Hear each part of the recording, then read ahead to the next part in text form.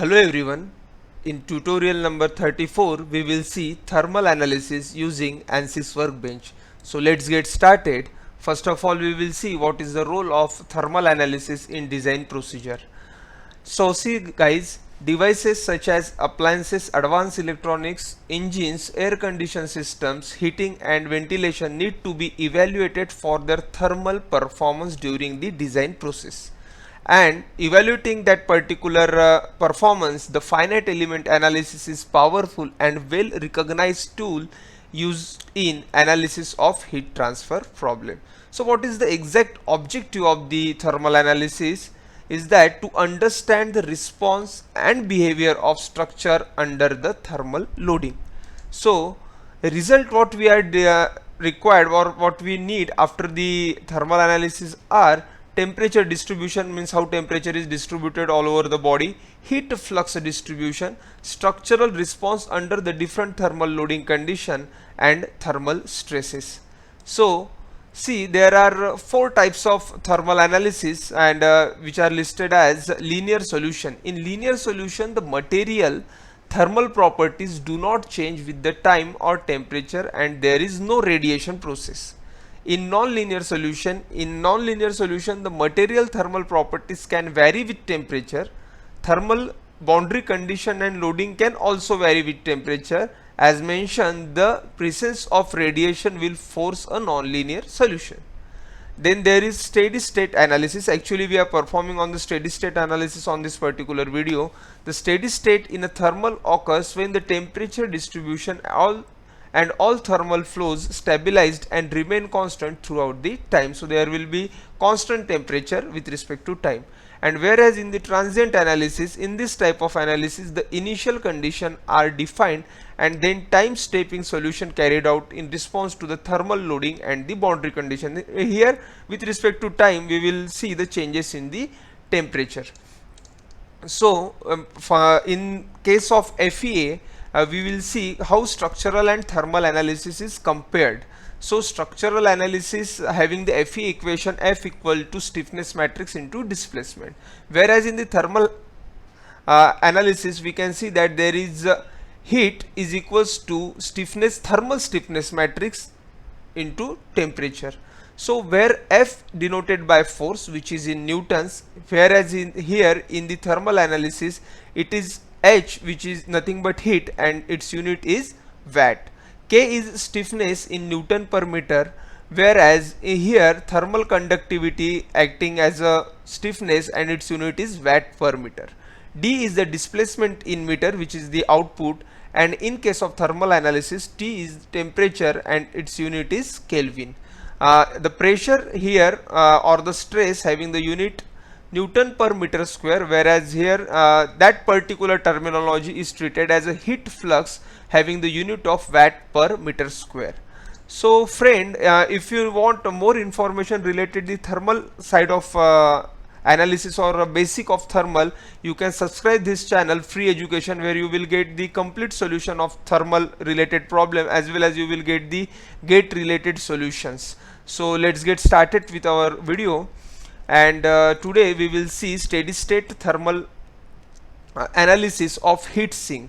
So this kind of device you might have seen in the computer, and we will analyze the thermal analysis on this particular heat sink.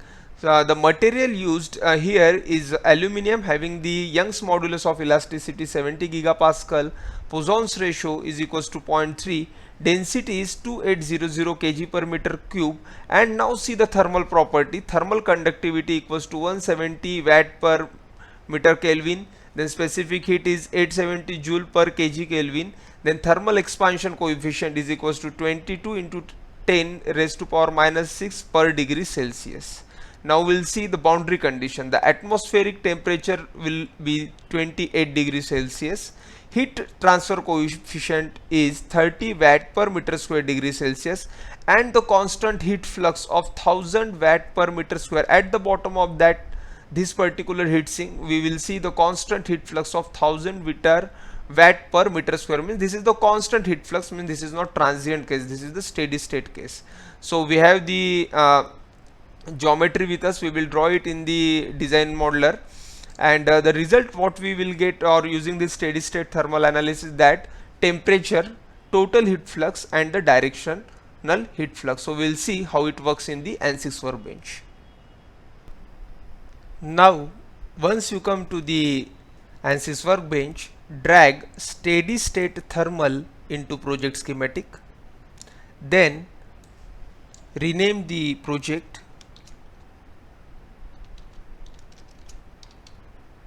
Now change the material because we have to select the aluminium. So for that, go to the engineering data sources, into the general materials, search for the aluminium. We have aluminium alloy here, so we will add it into the library.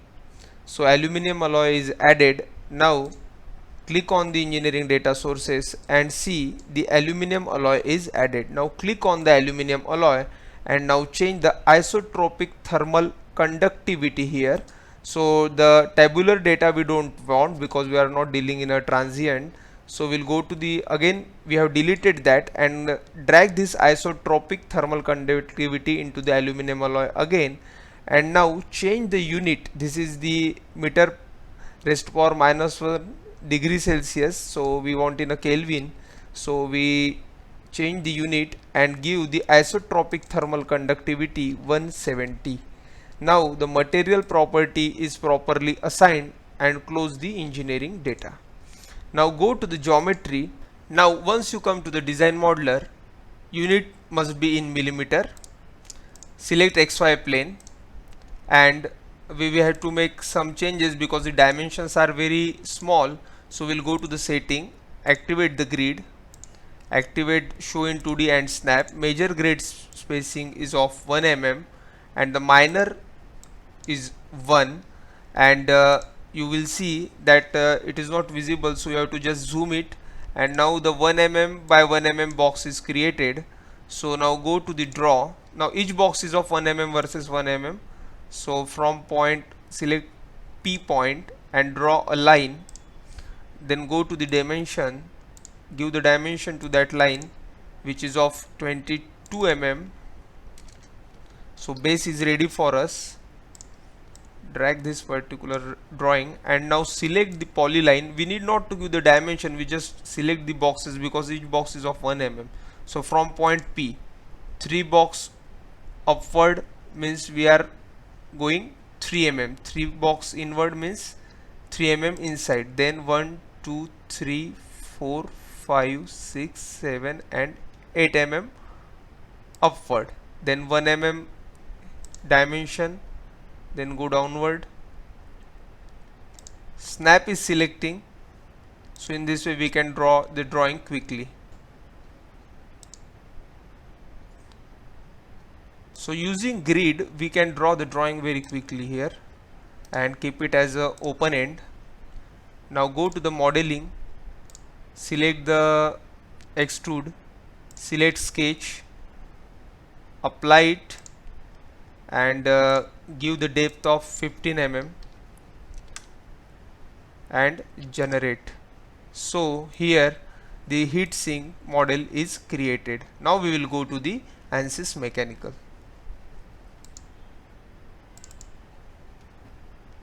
Now once you come to the Ansys mechanical, click the geometry, select the solid and see the material is assigned. Here it is structural steel, so convert it into aluminium alloy. So aluminium alloy is allotted. Go to the mesh, right click and go to the insert and ask for the sizing. In sizing, select the complete model and apply it. Now give the element size, which is a default element size we have to change, and instead of units do one thing, convert it into meter kg newton, first unit system. So give the element size 5, give the element size 5 into 10 to the power minus 4, which means that we have given about 0.5 mm size for this particular meshing, and ask for the update or mesh.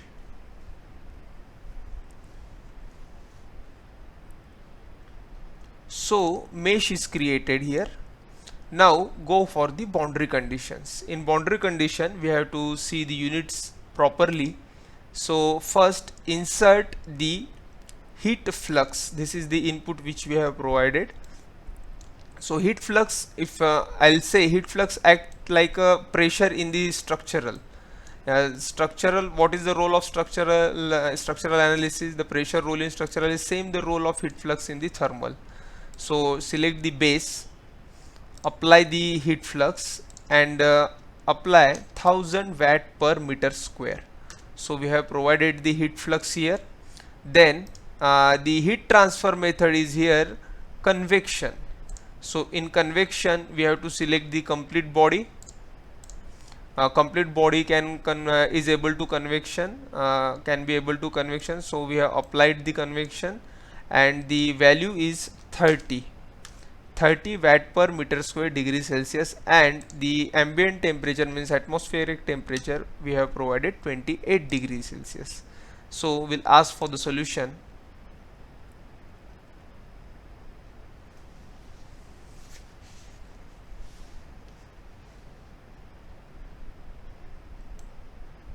Now once we have the solution, now we will see the desirable result which we want. Now first we will see the temperature distribution over the body.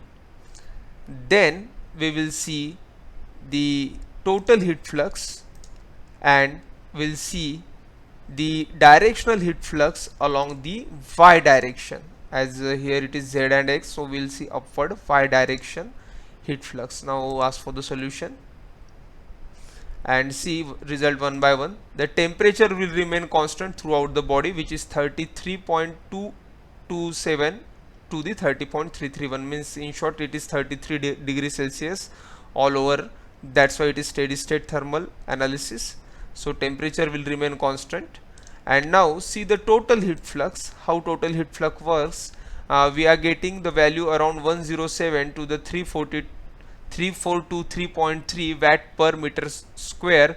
The minimum heat flux is here in this surface, whereas the maximum heat flux value in this particular area where the cross section is changing. So we'll see it another way how heat flux will work. And now see the arrows. You will see the arrows, and we'll see in no wireframe mode. And now see the arrows are moving outward, so it is showing the total heat flux. In this way we can animate this thing, and this is very special thing which is provided by the Ansys. So we can see it visually how the heat flux is going right from the minimum to the maximum as per the boundary condition. And we'll see now directional heat flux only. The directional heat flux is showing -81 to the 2768 watt per meter square, and this is the way in the y direction we are getting the directional heat flux. So using the thermal steady state thermal analysis, we have provided the heat flux, and the method of heat transfer was convection, and we are able to get the temperature, total heat flux, and the directional heat flux. So in next class we will see how the transient thermal analysis works. So see you in the next class. Thank you very much.